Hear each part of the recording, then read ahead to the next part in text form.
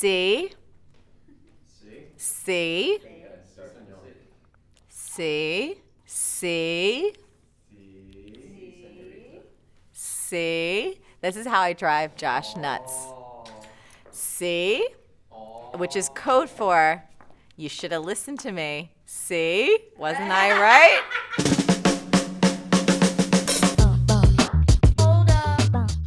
Hey there, it's Marie Forleo, and you are watching Marie TV, the place to be to create a business and a life you love. And this whole shindig is Q&A Tuesday.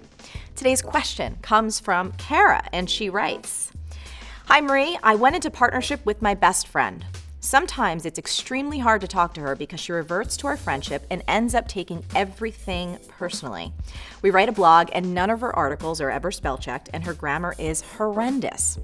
I haven't been able to tell her this exactly. Instead, I say, we should both take a writing class or we both need to be spell checking before publishing. But this approach still has not made her change. I need to find ways for us to better communicate so we stop having all this pent-up aggression towards each other and actually get things done. I really need your help. What can I do? Kara, this is a great question. And you know what? I think we should take a class together on how not to be passive-aggressive. What do you think? You think that sounds good? Or does it sound like total BS? Because you know, when I'm saying we, I really mean you.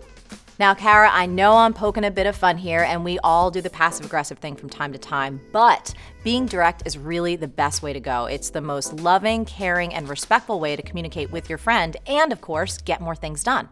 I'm speaking from experience here because I work with my friends on a regular basis, and I totally get that it can be a tricky balance. But being direct is a skill set that anybody can develop and master.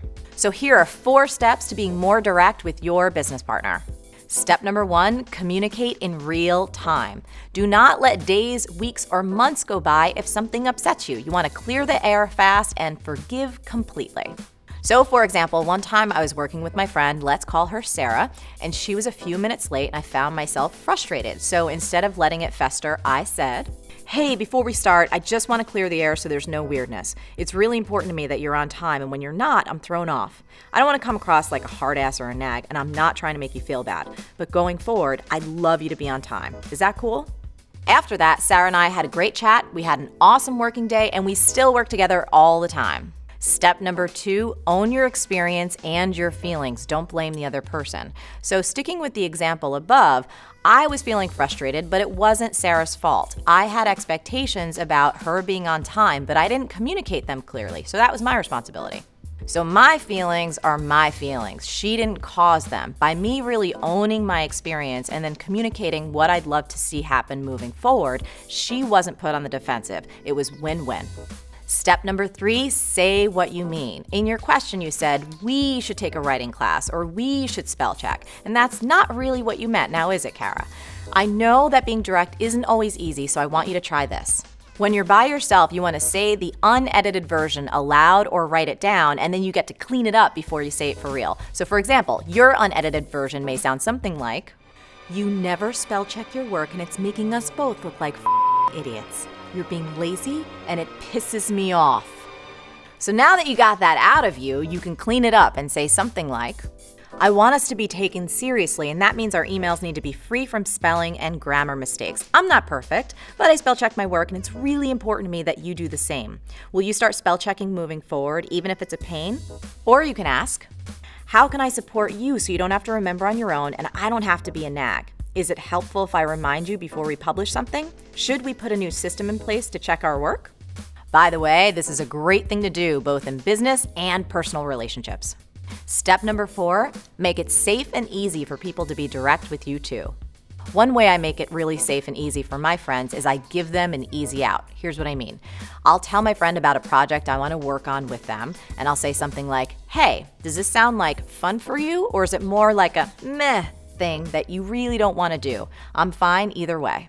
So Kara, I suggest that you guys sit down and have a conversation, and you want to start with your shared goal to make your business the best it can be. Let her know that you're open to hearing any ideas for improvement. You want to know where she thinks the business needs to go to the next level. And if any of those areas involve you, that you're not going to take her feedback personally. That really creates a safe space for her to be direct with you too. And you may be surprised. You may have some habits that are driving her absolutely nuts. So you have to really be receptive and be open to listening.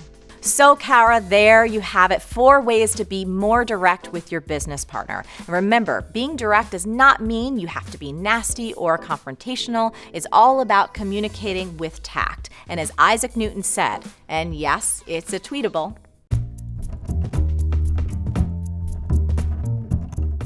tact is the art of making a point without making an enemy. So Kara, that was my A to your Q. Hope you enjoyed it. Let us know how it goes. Now, I would love to hear from you. Do you have something you've been wanting to say, but you haven't been able to say it in a direct way? If so, I want you to use tip number 3, say what you mean. And in the comments below, first write up the unedited version, so just say it, and then below it, write the cleaned up version in a direct and compassionate way. Now, of course, if you have more to say on this topic, I would love to hear that too. As always, the best conversations happen after the episode over at marieforleo.com, so go there and leave a comment now.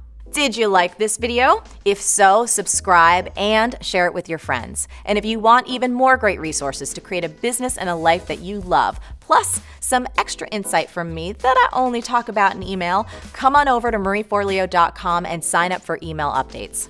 Stay on your game and keep going for your dreams because the world needs that special gift that only you have. Thank you so much for watching, and I'll catch you next time on Marie TV. That's nice. Take 57. Instead of being like boom, boom, it was like boom, boom, boom, boom, boom. It was like boom, boom. I'm not saying it. Everyone done fooling around and we can finally get to business? Okay.